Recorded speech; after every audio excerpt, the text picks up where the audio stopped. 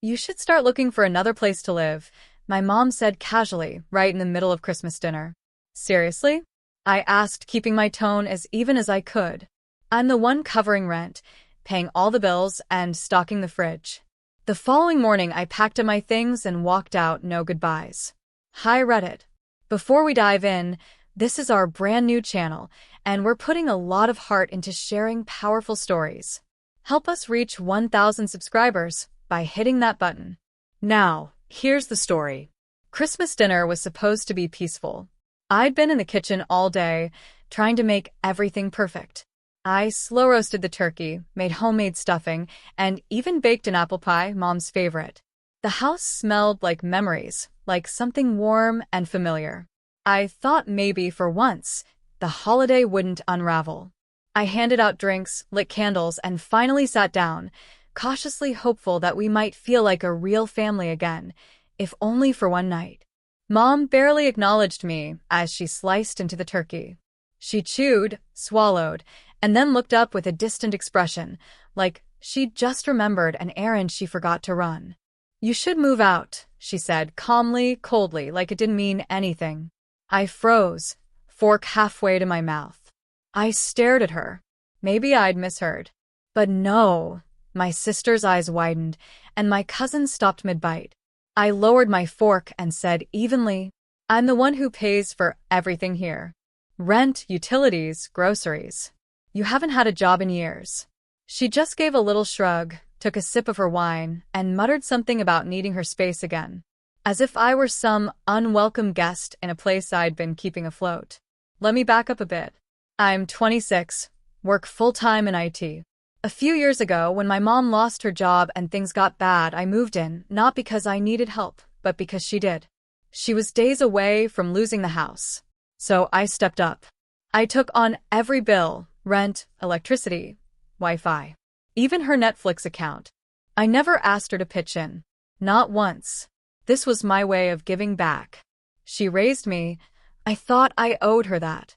But somewhere along the way, she started treating me like I was the problem. If the dishes weren't clean, my fault. If the internet was slow, must be me. If I got a call while she was napping, I was being inconsiderate. I stayed quiet. I told myself she was dealing with her own issues. I swallowed the passive-aggressive remarks, endured the cold silences, and took the emotional manipulation on the chin.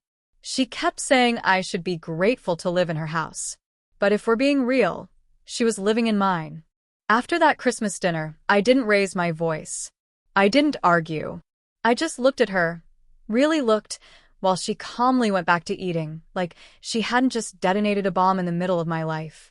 I stood up quietly, excused myself, and left the table. Back in my room, I sat on the edge of the bed for hours, trying to wrap my head around what had just happened. There hadn't been a fight. No tension leading up to it. Just a sudden, emotionless command to leave. Her words echoed in my head all night long. I packed at a crawl. I didn't even know where I was going yet, just that I couldn't stay. Not after that. She didn't come to my door. Didn't ask what I was doing. It was like she had already erased me from the house. The next morning, while she was still asleep, probably nursing a wine hangover, I quietly grabbed my suitcase, my laptop, and a few essentials and walked out. No note. No farewell.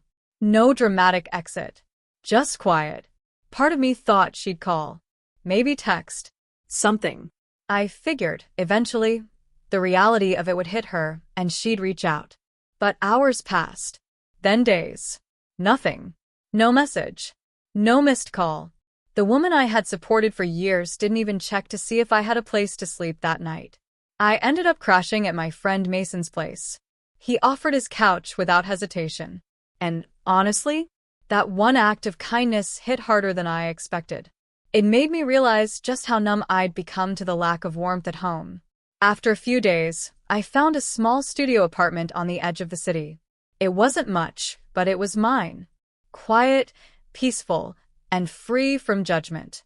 No one watching how I walked or sighed or breathed. No eggshells to tiptoe over. Just space to be myself. Then, about a week later, I got a message from my little sister. It said, "You're not going to believe what Mom's been telling everyone. I called her right away, heart racing. She told me Mom had already begun rewriting the story for the extended family. According to her version, I had abandoned her on Christmas Day. No warning, no reason. Just packed my bags and left in the middle of dinner, like some spoiled brat. She said I shouted at her, made a scene, and stormed off. Word spread fast. Aunts were calling her, offering sympathy and support. One even said she'd start bringing her home-cooked meals to help her through this tough time. I couldn't believe it. The same woman I had carried for years financially and emotionally was now painting me as some heartless son who walked out for no reason. And people were buying it. My uncle unfollowed me on Instagram. My cousin took me out of the group chat. Just like that, I was the bad guy, judged for a story that wasn't even remotely true. That's when something inside me snapped. I had kept quiet to protect her, to keep the peace. But she wasn't just pushing me out of her life. She was rewriting the entire narrative to protect her pride and destroy mine. I considered sending one big message to everyone, laying it all out. The truth. The receipts. But something about that felt too chaotic, too reactive. So instead of confronting her directly, I did something that would speak louder than any argument ever could. I wrote a post.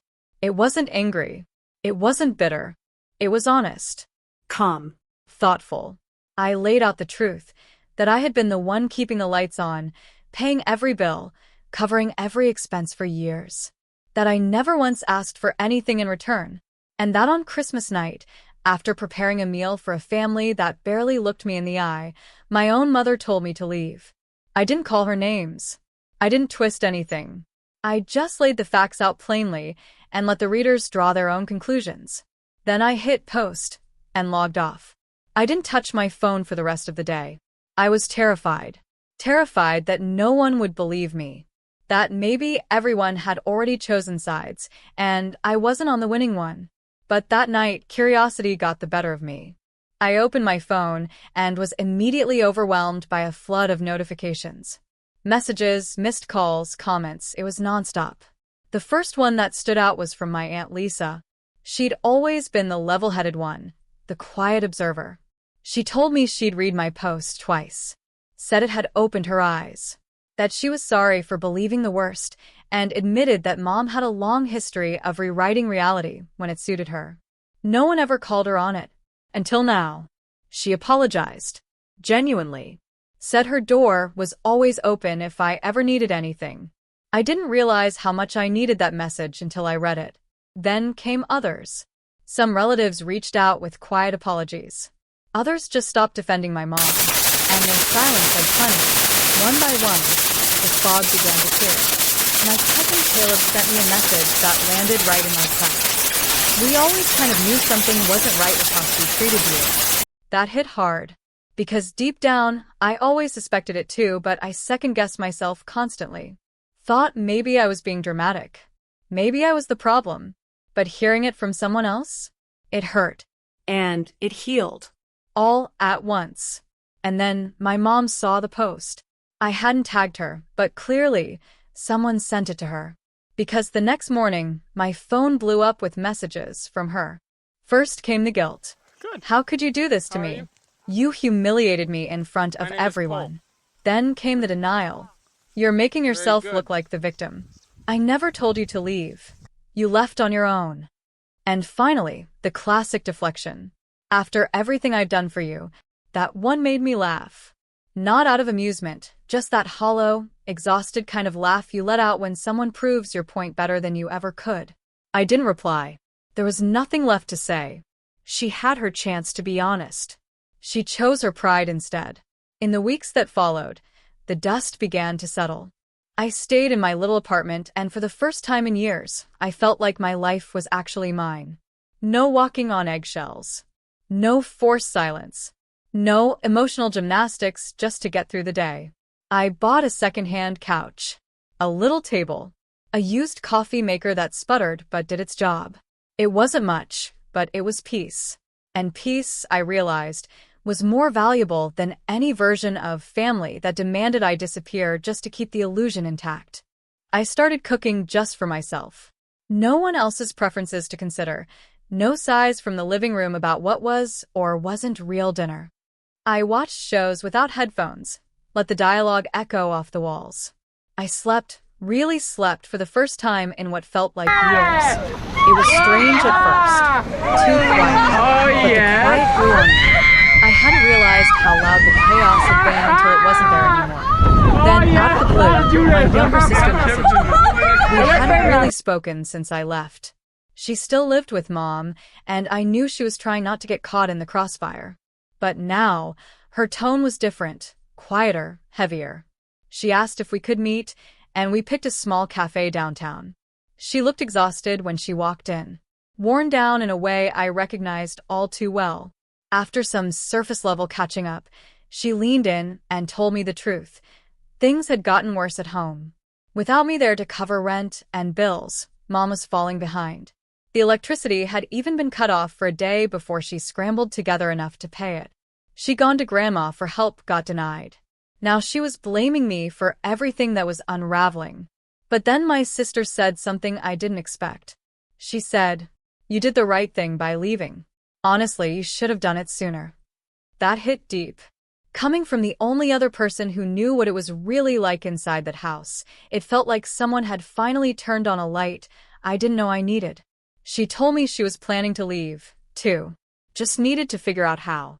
I told her I couldn't bankroll her escape, but I would be there.